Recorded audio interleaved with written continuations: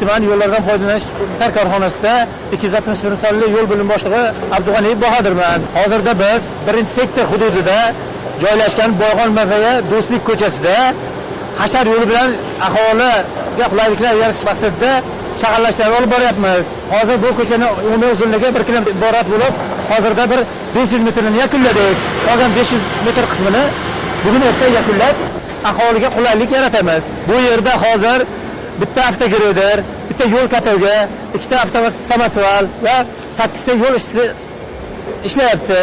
Hashar yo'li bilan bajarayotgan bu ishlarimizdan aholi mamnun, hamma xursand.